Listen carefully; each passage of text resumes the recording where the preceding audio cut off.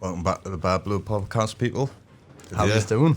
Two special guests, Brian Cockerill, Steve Wraith. How you doing, boys? Good. Nice to be here. Thank you very much for coming on anyways, lads. It's nice to see you again. It's nice to meet you for the first time, Steve. Yeah, and you. Good to get you in. Steve, I've got to ask you straight away, is there any hope for this takeover or any possible sign of it happening? 100%. Still hope. Hopefully in the next, the next 7 to 10 days, I would expect something to happen. But, it's dragged on long enough, hasn't it? But so is Mike Ashley's reign. 13 years is a long time to wait for change, and I'm sure another couple of weeks won't make much difference. But I think we'll hear either way before the start of the season, and then I think what we'll see is either new owners or legal action against the Premier League for withholding the takeover. So I think that's where we'll be at. It was always going to be a game of patience, really, wasn't it, during the whole saga? A lot of people were becoming, quite rightly so, a bit tense and stuff like that, but so that could be a silver lining to the end of the saga. Yeah, hopefully. 100%, because from my perspective, Amanda Staveley and PCP have done so much work over the last 3 years to get to this stage. PIF walked away. I think that's given everybody a time and a period of reflection, and I think they've, from a fan's perspective, it was disappointing, but it stopped all the chatter, it stopped all the stories, it hasn't been front page news.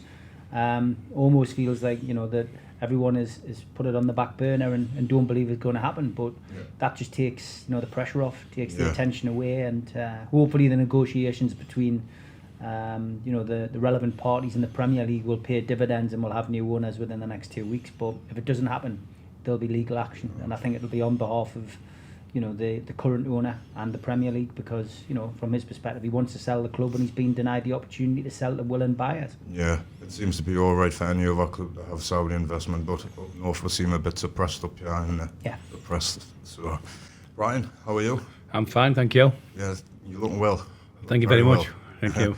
So, how did the move come about then? Obviously, you know each other. You worked together before, obviously, when you had that little time at the workshop for the CS film, doing that. And what's made you really want to rekindle this relationship? And well, really, I was doing a book with Jamie Boyle. It's called Once Upon a Time in Teesside. I didn't really like the name of the book, and Jamie was doing it. So I was getting the content of what happened with me and Lee Duffy in 1991. But we've also gone to stories where Steve was a kid. We've talked to people. I've talked to people at Teesside, because it's obviously then. But Jamie just wanted to carry on his way. And when he gave me some bit of proofreading, I said, I've never said that, I've never said this. So I said, I can't put things in, it didn't really happen. Yeah. So I wanted to put in my words and the words of people at Teesside who were there. Now, Jamie was only 9-year-old when Lee died, so he doesn't really know nothing about Lee Duffy apart from what he's learned off certain people. So I didn't want to sully Lee's name.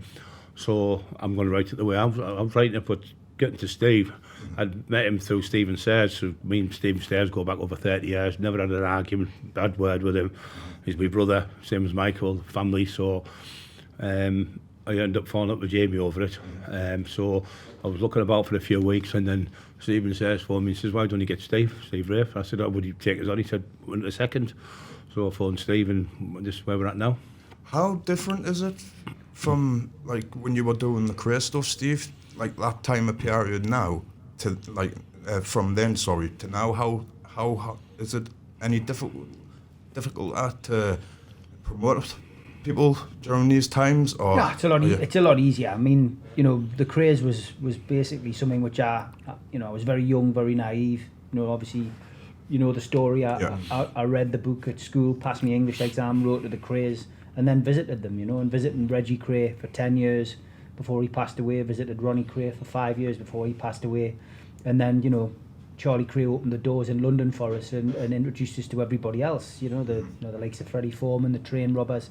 So I got to meet everybody. It's like I've described it in the past. It's like walking into a book, meeting all the characters, and then walking out the other side with your own impressions. But with regards to people like Stephen and Brian and other people who I'm working on books about or have worked on books with, Freddie Foreman, Charlie Salvador, it is a lot easier because you have social media, so you can reach you can reach people very easily. You can put up a video of somebody or an advert for a book, and it reaches thousands of people depending on how good your social media is. There's a lot more interest from TV companies. There's a lot more TV companies and networks now. Podcasts like yours, and other people who are willing to get you on as guests. So it's a lot easier to get the word out there. I just think as well though that there's a lot of negativity towards it still. Because people see you making money out of crime or misery.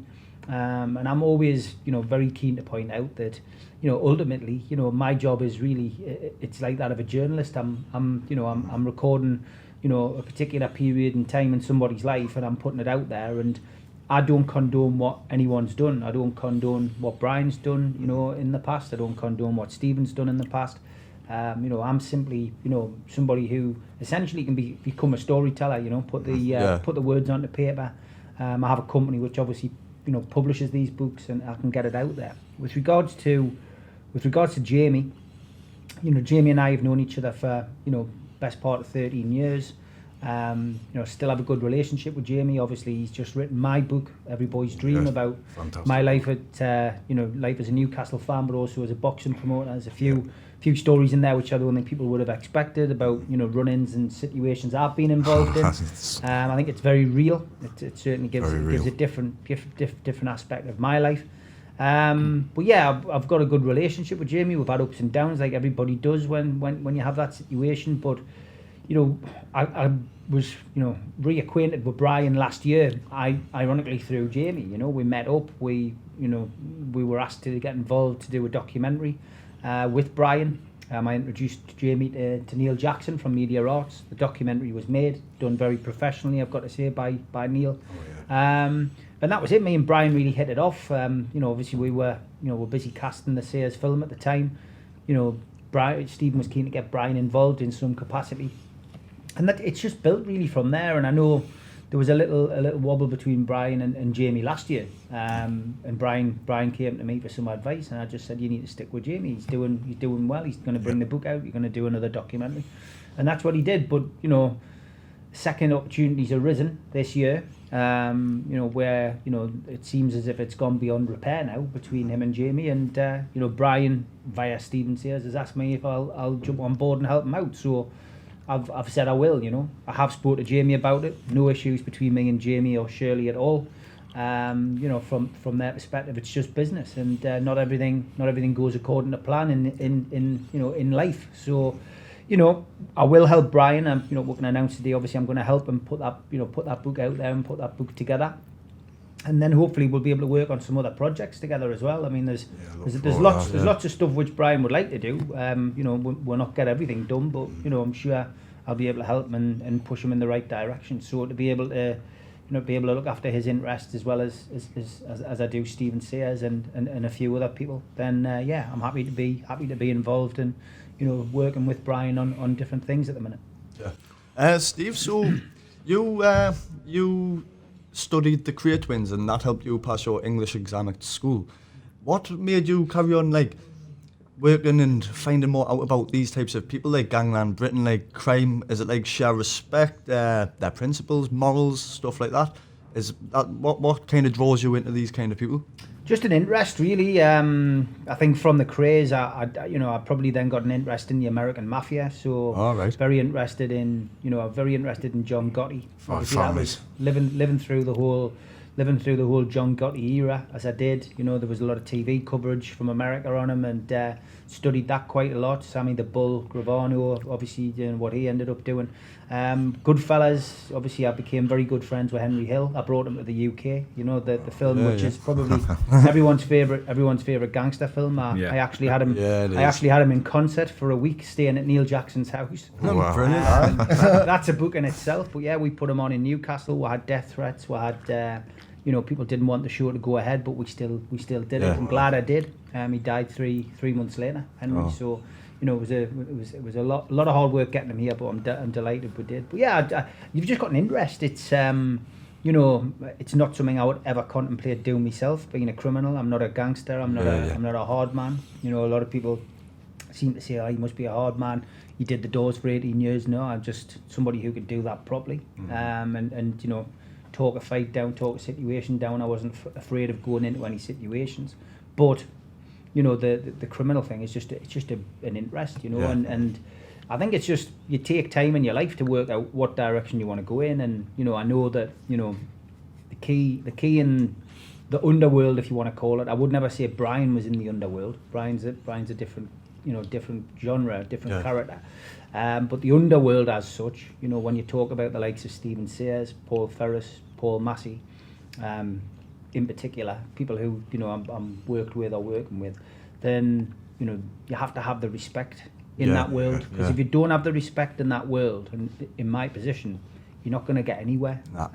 People won't talk to you. You'll not get the stories. So yeah, it's that's what it is. It's, you know, you get the respect from them, but yeah, I've got a big interest in it. It's and there's always a different story. There's always something else that you want to talk about. And like I said, things like BadBloodPodcast and other podcasts where I've been on, you know, Sean Atwood's, James English, good friends of mine. Those kind of podcasts are making this more of a, you know, an interesting genre. It's helping the genre. It's providing a platform, isn't it? Yeah. But I understand that, you know, the victims and the victims' families from a lot of these cases, you know, must hate it. You know, I know I would probably be disappointed if I'd lost a loved one to some gangland execution, and there was another book coming out. I mean, you know, the Essex boys, for example, you know, how they must feel, you know, every time there's a film or a book comes out about that particular story. It must be awful. There'll be kids, there'll be, you know, uncles, aunties, whatever, they must all hate that. So, and someone somewhere is making a lot of money out of that. We had a bit of our last video was to do with the Essex boys, and I'm starting to half wish that I didn't do it. That's all I'm going to say. Definitely. Brian, when we last spoke to you, you were going to be doing a fitness book, a training book. Are you still? Yeah, I'm going to be doing it later on. We're doing that probably next day with Steve, but at the moment we're doing a new book. The Once Upon a Time in Teesside's been cancelled, as I said. So we're going to be doing it's Brian Cockerill, Lee Duffy, Taxman at Teesside, and it's all about 1991. When I first met Lee, I had a fight with him. Then we ended up palling up, and then there was Lee getting shot and people trying to kill him, and then there was stuff where he went to fight with Frame. All that's going to be done properly this time. There's stuff when he was a kid, when he was bullied. There's people he got back who bullied him as a child, things like that. There's loads of stuff in there, sort of from his family members, loads of his friends, and the stories that haven't been told before. So it's going to be good, because there's things like Jamie Boyle and Steve Richards. Obviously, they're not really in Teesside to know what really happened in that year, because they weren't about. So obviously, I know the people with Lee. I'm still with him myself, so I can give that analogy of what happened. And some things obviously can't be said. Obviously, you can't say certain things, but yeah, it's going to be good, because we spoke to a lot of people who want to be in the book, and it's like people of Teesside who are backing my stories up. But unless you're over 50-year-old, like 50, over 50, some type of thing, you can't really say what happened, because you went around them days. You went in the rave scene, and you went in the blues and stuff like that, where it was crazy. It was like the Wild West. Because you were extremely close to Lee. Before he was shot, stabbed, weren't you? Yeah. Well, the thing is, when Lee Duffy before he got with me, he was shot twice. He'd had attacks on him. When he got with me, nothing happened, not a thing. Nobody attacked him. Nobody tried to kill him. No gangs attacked us, nothing. The police stopped us one day, and two police said, "You're terrorising the whole of Teesside." I said, "No, we're terrorising the drug dealers in Teesside. We're not terrorising normal people." With Lee Duffy, I remember one story when we were out, me and Lee, and we went to a place called the Pool. All they used to play pool, and they had arcades in there, and all the kids used to go, and they idolised Lee. And he went in, there was about 6-7 kids with coats on. One kid was freezing, it had been raining. I said, "Where's your coat, son?" He said, "I haven't got one." Lee took his coat off his back and gave the kid his coat. So that's the other side of Lee Duffy. These are the things that you don't tend to hear, though, isn't it? Exactly. All the people that have written before, the other books are all about the nasty Lee Duffy, the horrible Lee Duffy, and things that, you know, things about what he spoke to his mum and that he's told me, and letters he written to his family. And he was like, when his daughter was born, I was there when they got the picture taken. And he went, "Oh, look at the side." He was like, tears in his eyes when his little daughter was born. So people just painting this story of Lee Duffy as a monster. So I'm trying to bring out the other side of Lee. They seem to forget, even though these people have got these reputations, that they're not always positive ones, at the end of the day, they are still human. Of course, we all bleed, we all cry, we all feel pain. And Lee Duffy was just the same as anyone else, you know, and he was one of them. I remember an old woman, she got her house burgled to leave her straight there, got all the stuff back for her. Yeah, but yeah. you only hear the bad things what you've done. People Yeah, don't aye. remember the good things, so they always remember you could do 1,000 good things and one bad. Yeah, they'll only remember that one. bad thing. So yeah, we bring all the nice things out, and with Steve's help, which obviously I think it's going to be a really good book. That's why I think I said to Steve in my very first interview, that's why I thank people like Steve, because Yeah. Steve gives us a level view, Yes. not Yeah. a non-propagandic view like No. the papers or Yeah, tabloids that's would. right. Because obviously they know once they write that bad thing, it's It's just out going to there. be constantly bad, because that's what That's gets you hits and Well, stuff I like think with that. Steve Wraith's books and the way he is, and you don't have to bully him up or nothing. You know, he doesn't sit there saying I'm this and I'm that, and actually he doesn't have to, because he's done what he's done. Proven. But his books are the truth. You know, they're not made up stories. And when you're making stories up in books, you make yourself look like a fool, because people say that never happened. I was there that night, and people start arguing with you over things. But when you tell the truth, you shine. When you make things up, so that's why we never done the book. So we've moved on now to this. And my wife's up every morning at 6 o'clock typing away like a beaver she is, and working like a beaver. But yeah, it's going really good. And everyone we've talked to recently in the area who were there about put the names in it, where the other books didn't want the names in. They just want to put, because I'm putting the truth in. Yeah. And on the internet, when people are talking to Facebook, Brian will tell the truth. The truth's going to be things, blah blah blah blah blah. You know, so it's really going well. And, there's nothing better than telling the truth, I think. Oh, it's like me definitely. that said to me, did you take much coke in the 90s? I was taking more coke than Pebble Escobar I was selling. But just tell the truth. You can't just skate around the houses, you know. Just tell the truth. Then, though, if you start lying in that. Of course you do. You get pulled out to pieces, don't you? So you tell the truth and set you free, and that's what we've done. Plus, I've got Jesus in my heart now, so my heart's not stone. It's flesh now. And we've got people like yourself. We're helping. Steve's helping us. We've had. Changing the game, Les Peacock, he's been helping people, mental health. We've had other people, we've had Rob Holloway from down Wolverhampton.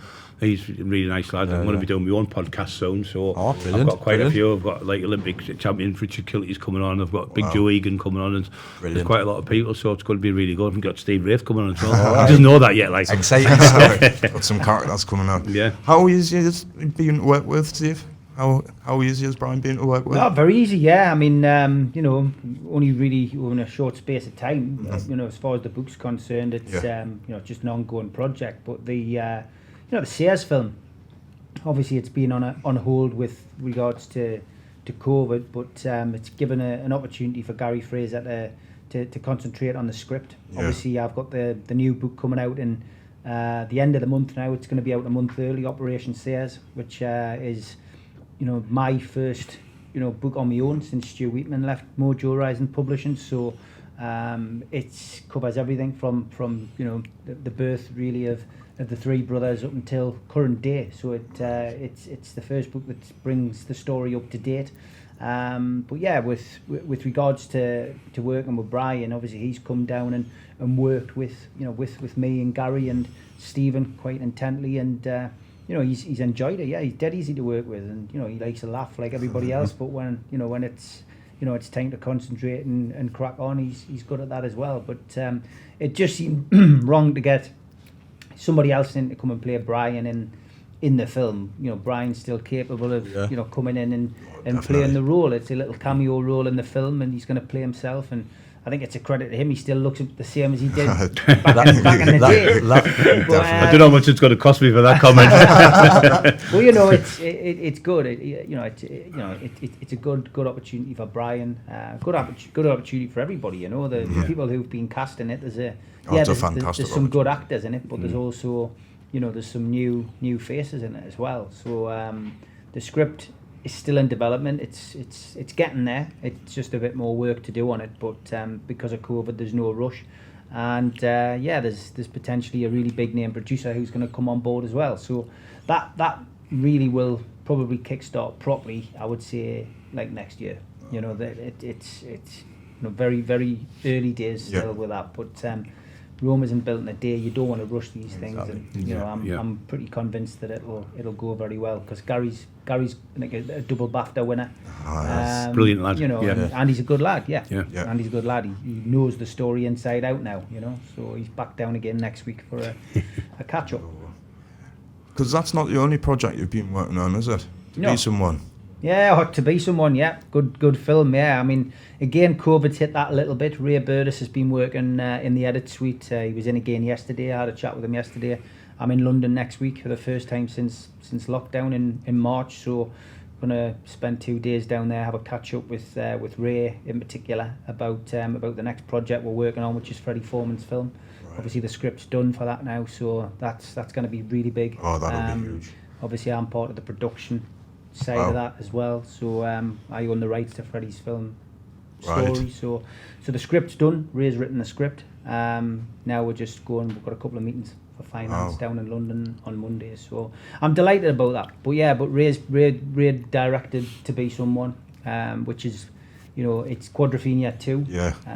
I filmed that last year. Really good fun.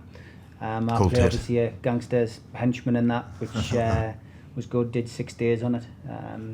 In London, it was real community feel about it. Obviously working with some big names. Not all the big names are in it from Quadrophenia, but Toya's in it. Obviously, I'm good friends with Toya anyway. I put her on up here every year in musical gigs. Mark Wingett's in it, who was in the original film. Perry Benson, of course, who, Ray Burtis never does anything without Perry, but Perry was in the original. Trevor Baird, he's in it as well. The kid who plays the lead villain is Scott Peden, who's a good friend of mine from Glasgow. Really good actor.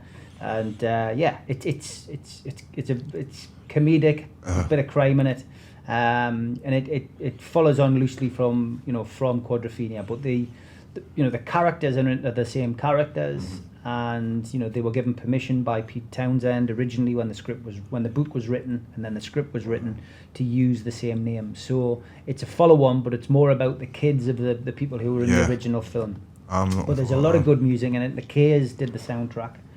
Just before they made it, Alan McGee's band.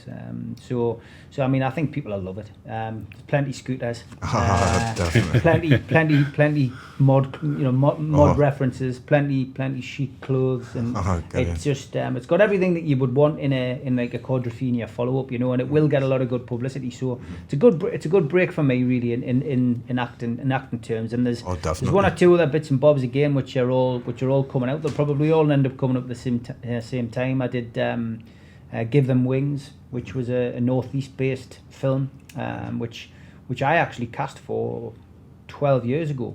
I did the proto of the very first short film of it. Back in Darlington. I think it was in 2007. I think, but yeah, it's about a guy in Darlington who's a Darlington fan who ends up getting a debilitating disease and ends up in a wheelchair. And it's his life story, so that comes out. Sean Cronin directed that. Again, needless to say, I play the bad guy in that. But yeah, it's good. It's there'll be a lot of stuff coming out within the next 6 months. Just looking forward to get my teeth into doing something again. The Geordie Connection DVD, which came out in 2002. A distributor got in touch with us a couple of months ago, and now they're going to redo that. Wow. 25 years on. So that's going to be weird because obviously I think we shot that majority of that in the late 90s. So it's like 25 years on. Wow. But they're going to interview Freddie Foreman, Dave Courtney, Joe Pyle. But they're going to come up here. I think they're going to interview Stephen, potentially Brian, just about me. So that's going to be a bit weird for me. But yeah, the deal's done. The distribution companies took it on, and the guys booked in 7 days. So I think that starts filming in November. Wow. So I'm looking forward to that coming out because the first one did really well. Very busy, yeah. How are you? Sorry, mate. How are you taking to the acting part, Brian? Are you enjoying it? I'm all right. I'm not as good as him. Have you been practicing? I just think when I've done quite a few documentaries and things like that, so I think you get used to it, the camera and stuff. I mean, the McIntyre one, it's been massive, isn't it? So we did quite a few of them, but I think if you've got it, you've got it. Some people say you've got it. It's like that. But the funniest part when we did the little bit of filming with Gary Fraser, I had to attack Gary Fraser and say, you can tap. So it wasn't hard to do that, was it? So Gary was laughing. We had more laughing than acting, but it was really good. But it was a good day. But I liked it a lot. But it's not like you think. It's not like you've got to act like a full hour straight off. You only take 2 minutes. So it's not that hard to do, really. Just so, and I'm playing myself, so surely I can't mess that up. It's good as well because we had the dad came down, John Bryan came down, didn't he? John Bryan Sears popped onto the set. And Michael coming out to see us, came down. Oh, cool. So it's the first time that they'd actually even, That's right. turned up at any of these, they didn't come at the casting or anything. So it was a real family affair, and it was nice for them to come down. And of course, Tony Sayers is playing really funny, playing John. Yeah, he's really good actor. Really good actor. But it was good. Sorry. Yeah, it was good, wasn't it? Yeah, well, fantastic. He was good. I was playing John Sayers. Yeah, the big lad. He was brilliant. Alfie Dobson. Alfie Dobson, absolutely brilliant. Very like John Henry. Yeah, he doesn't have, Well, he's met him now as well, which helps, you know what I mean? I set the introduction up for Alfie and John Henry Sayers. They've been out, they've had a coffee now. Melly Barnes, who's playing Michael Sayers, has met him now and has been in touch with him. So brilliant. It's important for them to meet the people and then to be able to then take out of those meetings, and put it into their character. But it's been useful for me and Melly and Alfie anyway. We've been working on a project in Dundee with Gary Fraser, which we've been cast together in that. Right. So that's actually given us an opportunity to bond a bit more like brothers. Yeah. We're having to travel to Dundee Bring together. More chemistry. And then we're away. We're way up there. We're working on this particular thing in Dundee, which has been great. So yeah, it means that the chemistry is there between the three of us anyway. It was anyway, but now it's in that position, where we're doing it. And we all knew each other anyway. We got together on Moreland's firm as well, which was an experience which we all enjoyed. So it's something which you get to know people, don't you? You get to know people and working with them in that particular way. But yeah, I'm looking forward to it. I think we know it'll get done. It'll just be a case of what kind of budget we have. But the Sayers film will get made, and I know for a fact it will be a big success up here because of the story and because of the name, Huge. Because I'm in it. You're in it. I was just about to say, Brian. You're actually playing yourself, a little cameo for yourself. How does that feel to be like? Because it's an honour to obviously because Steve and Michael around your time back in the day, you were famously known as the Taxman. Obviously, life's changed a lot for you. You found peace within religion. Do you know when, obviously, you're acting yourself, you're going back through these memories, as you're acting? Does that never spring up any bad feelings about that specific time, or can you just handle it straight on? No, it doesn't feel bad feelings. You just feel. I remember doing this with Lee when people are saying, How did you do with Lee Duffy? They all come to Middlesbrough, and we went to Transport Original. I remember walking through the streets with Lee. I said, you was acting it, like Paul Venner and Gary Fairby's playing. They played Lee Duffy and Viv Graham. And I said, I went to fight. I had to fight with Lee, and then I went to fight with Viv Graham a few times. And I said, but what were you doing here? The acting, I've already done this. The taxing, So I said, we taxed somebody down there. We got somebody over there, and it just all pops in your head, So that it was good memories. To have pinpoint location. The choreography is going to be perfect, isn't it? You can't get it wrong, can we? So it's perfect. But that's the best thing about doing it. You're still here, Brian. Back in your day, when people were doing what you were doing back then, not many of them are still around. No, I remember the police pulling us and saying to us, we're getting 100 phone calls a day from the police station about you, so terrorising the area. He said, you're going to end up on the morgue, the slab, or you end up going to jail for life. And sadly, I went to jail. And when I went to jail, some people said, United, you stand, divide, we fall. So he was on his own. So then he was sadly killed. Which was, It is. Well, I'm trying to say to kids out there, don't try to do what we've done in the past, because it's not the way. Crime doesn't pay.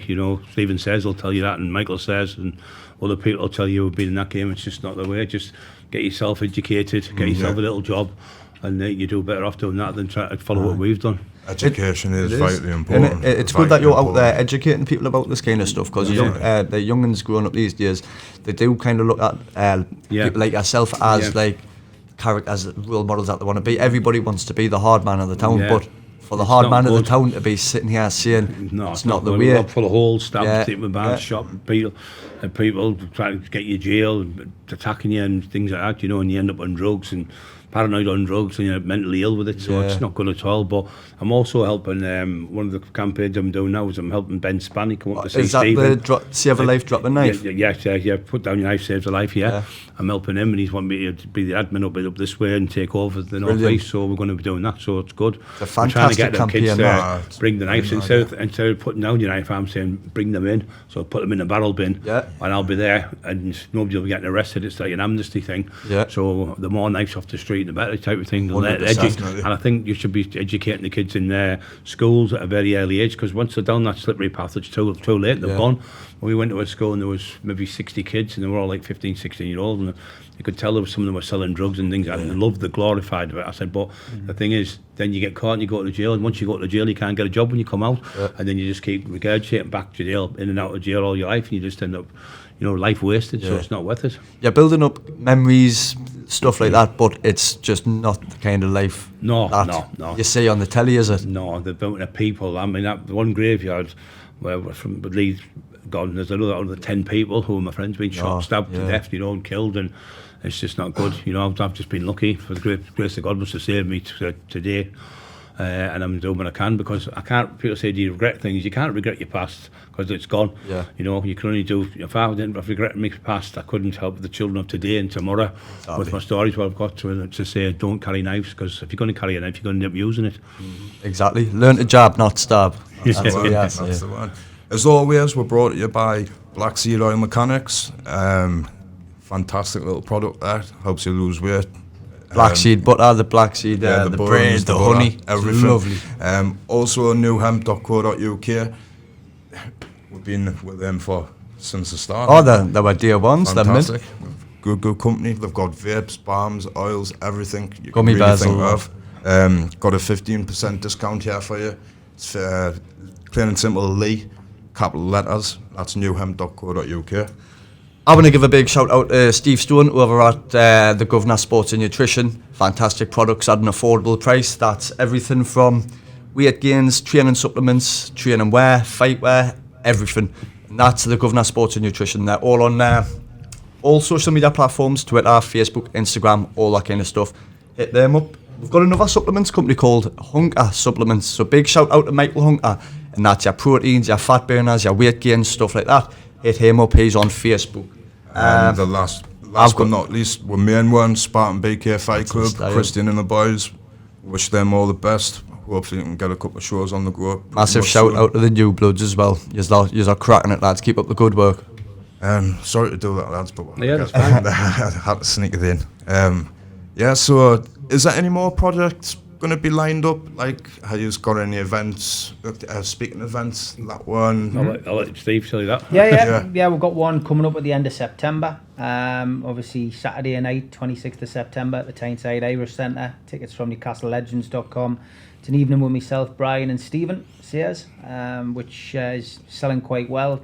It's one of only 2 events I'll get off, before the end of the year now, because obviously with it being a private event, a speaking event, obviously we've got to do it socially distanced with limited attendance, but 2 events which financially we can put on and not take a risk. So yeah, we've got limited tickets left for that. I've got John Fury on, Big John, obviously the night before, at the same venue. So those will be my last 2 events of the year. It's been hard, obviously, for anyone in the event sector. You've just mentioned the lads from Spartan. I know they've struggled, to get anything on. Likewise with me with the pro boxing, pro boxing fights. There's been nothing since February, and there'll be nothing again now until next year. So you're looking at 12 months of no boxing for any of these professional fighters in the Northeast. Some of them who actually depend on it for paying the bills. They've had a year wiped out, and I mean that's something which hasn't even been looked at. But I don't see Eddie Hearn or Frank Warren reaching out to support those those fight promoters up and down the country to help those boxers, and ultimately they're the ones who are going to suffer, because some of the young lads who are coming through, or young women who are coming through, haven't had any fights. Some of them might never box again because they can't afford it. And it's COVID's upset a lot of things, but I feel like the boxing world's almost been forgotten compared to really has compared to a lot of other sports. So we'll see how that develops. But yeah. This night with me, Brian and Stephen, it's the first one we've ever done. You know, Brian and Stephen can both, you know, tell a good story. So I think it'll be a good night. Yeah, it'll be and fantastic. We're recording it. It's going to go out, you know, thanks to Media Arts. We've been doing a lot of documentaries over the years. So we put out Stephen's documentary and the Football Hooligan documentary earlier this year at the start of lockdown. They've had huge viewing figures on Amazon. So fantastic. So the sales tried and tested's done very well. NME from the Bender squad to the Gremlins has done very well. So our next release will be 4 weeks time, which is we did Stu Watson, which was fantastic. He's never spoken on camera before. So we go through Stu's life, which is you know, an amazing tale, obviously, of his life of you know, door work. His infamous run-in with Viv Graham, which he's never spoken about on camera before, and then, you know, obviously he's dipped into crime, his battles with the police, his time in prison, and now he's a healer. So he's come out and obviously went into the leisure industry, took over a lot of failing bars and social clubs, turned them round. But then he had an epiphany about 4 years ago where he's now got healing powers, and so yeah, we've gone the full spectrum with him. That comes out, as I say, in about 4 or 5 weeks' time on Amazon Prime, and then the show that Brian and Stephen are doing, because a lot of people won't be able to make it who otherwise would have done with the current you know, situation with COVID. We'll be able to get it on Amazon. So yeah, we'll be launching it on there. So there's a lot coming up, and you know, me, Brian, and of course Emma, we'll be sitting down and talking about different projects. But you know, we want to concentrate on making this new book, you know, the first priority, and then going from there. But yeah, it's good to be working together. We'll both enjoy each other's company, and you know, I'm sure we'll have a few things, you know, to tell you about the next time we'll come on. Oh, definitely. So, by the time the book comes out, have you got any idea of where people can purchase the book? Online, in stores, anywhere like that? I mean, anybody wants to check out what books we've got coming up, you just go on to www.badboysbooks.net. That's essentially our website. That's where we sell all of our books. We've got obviously a Facebook page as well. But as always, they'll be available on Amazon, WH Smith's and Waterstones. Brilliant. Yeah. Do you want to give a plug to your boxers? Who are you managing?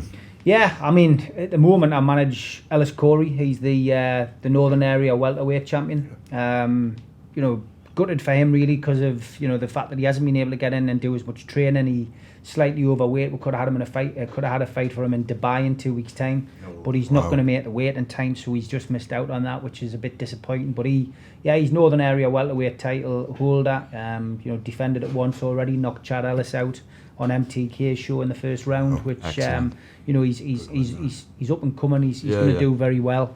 We've got Shannon Bowe. It's the first female boxer from Darlington who I manage. She hasn't made her debut yet. She was due to make her debut in May before lockdown affected that, which is a pity. Lawrence Osawecki, who of course is light heavyweight. He's done fantastically well to get to where he has, but his last couple of fights have been disappointing. He came very close to getting like an English title shot, but lost an English title eliminator in Brentwood and Essex. That come off the back of another bad defeat, a bad draw, against somebody at home. It was a stinker of a fight at the arena on the last Matchroom show. So he's got a bit of making up to do, I think, really, to get himself back in, get himself back in the frame. And you know, last but by no means least, I've got Anth Ormsby. Young Anth, who has done very well, being trained by Glenn McCrory, amongst others. Couldn't ask for a better trainer, really, could you? Over the last 12 months, he's done quite well. But again, he's welterweight. He's somebody who's only really just got his foot on the ladder. But you know, for sponsorship, etc., I've never met a kid as keen, and you know, he's got good support, good family support from his mum, etc. So that's good. Signed Billy Snaith again, but obviously with COVID, I mean, he was again, you know, in the welterweight category. Last time I managed Billy, he came to us and said, I want 3 fights. I want a warm-up fight, I want a challenge belt fight, and then I want a Northern Area title fight. So I got him that, and he won the challenge belt and won the Northern Area title, and then he retired. Now he's making a comeback. But that's, as I say, COVID's put that on hold, which is disappointing. Also managed a kid called Steve Cooper in Darlington, but he's just had no luck. He, twice he's tried to come back, he's got injured, and then his latest comeback was in May, and again COVID hit that. So yeah, good luck to them. As far as keeping fit's concerned, that's all they've got to do. That's their job. Keep fit during these tough times, and hopefully we'll be able to get some boxing, back soon. But I can't see another fight up here until maybe February, March, unless there's a dramatic change.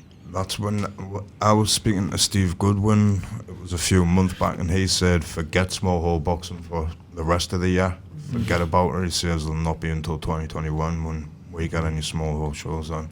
And I mean, that's if they get a vaccine, and that's if we don't get any more lockdowns. The big concern you've got for anyone trying to put an event on, whether it's boxing or theatre or whatever, is that you sell tickets and then suddenly you're in a local lockdown and everything's shut. And that's the risk. And there'll be a lot of things where you have to pay up front. You maybe have, when I book a music act up here, say if I'm putting Toya on or Hue and Cry, then I have to pay a percentage of their fee before they come up. So there's a risk to all of that, because if the event doesn't go ahead, you don't lose that. You can rearrange it, but it's money out of your pocket. There's a lot of risk. So all my shows have been put back to, like, I think the earliest one next year is May.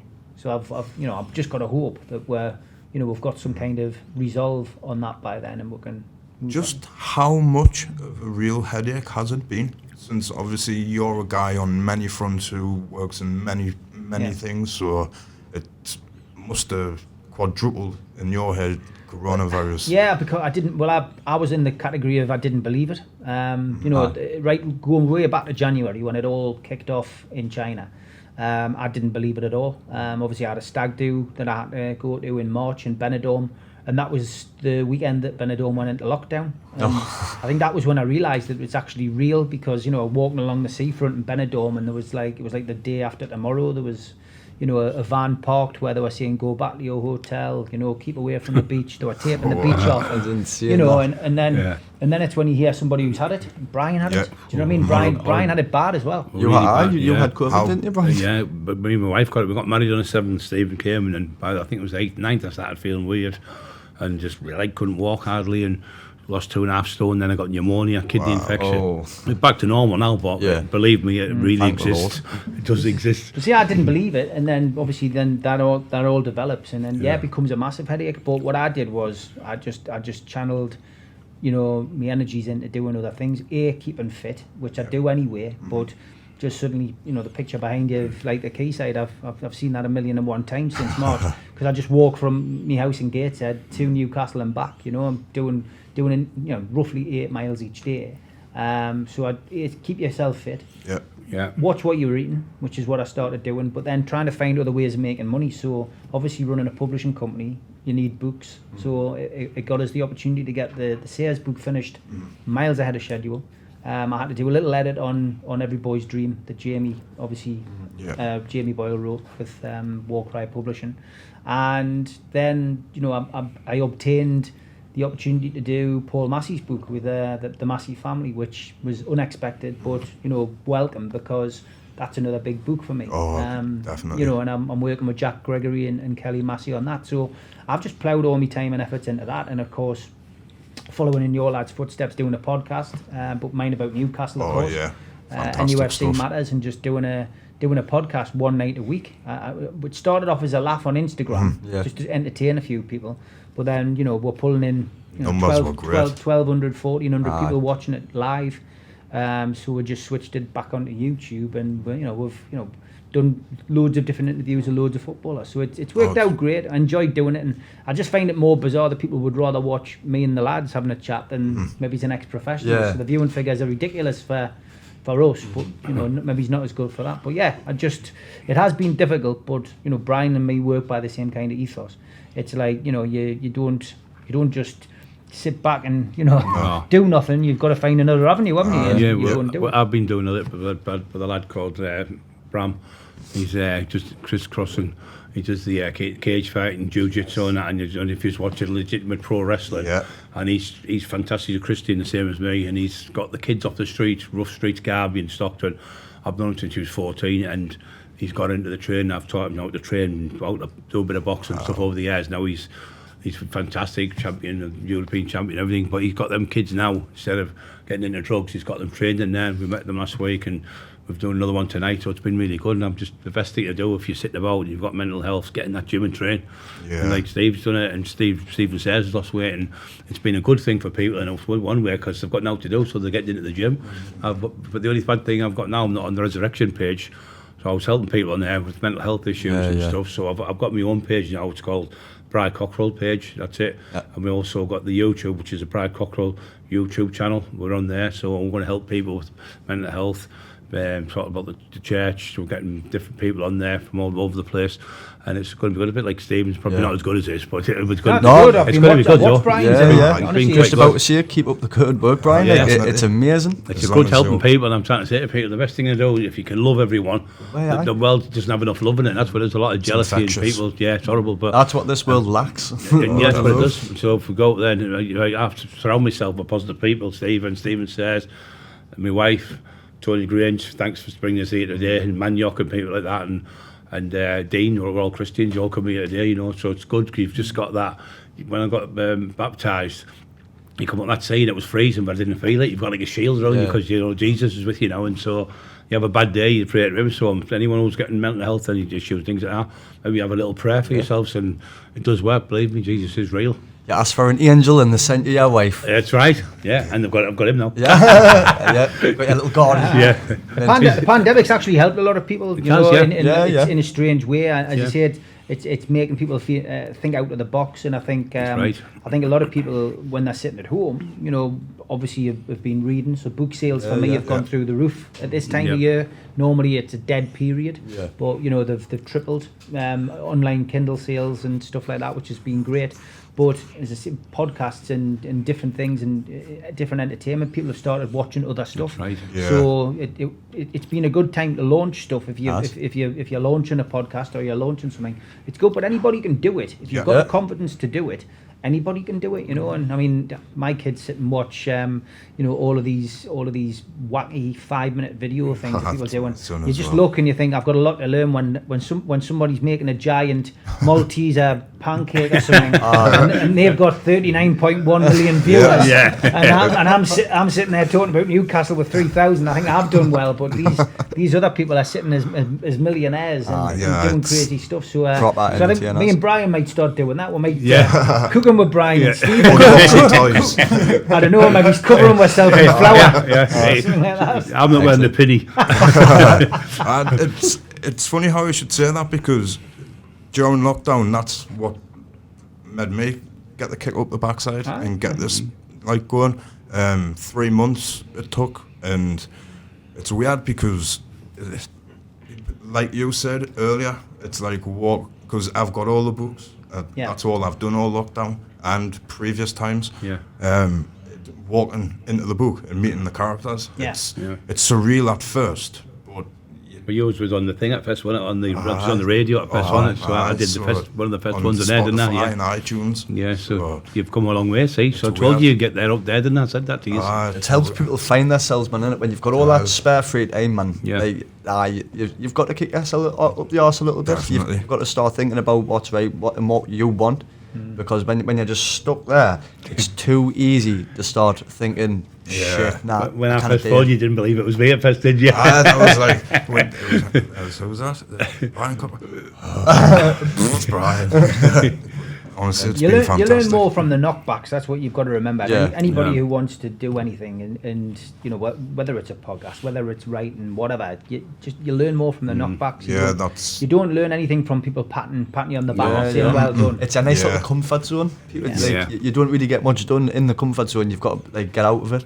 Start looking at everything from different angles. It was a rough point looking for sponsors. I learned a lot of lessons in that, because the rejection was high, but it was constant and it was ruthless. But there is a light at the end of the tunnel. You've just got to be Look, we've got a proper little mint unit of sponsors now, man. Yeah. Flying in. But honestly, guys, I really honestly can't thank you enough for coming in. I mean, to me, it means the world because you're all really big characters and big names. So I just want to thank you for coming on. I'm a lot bigger next year with Steve.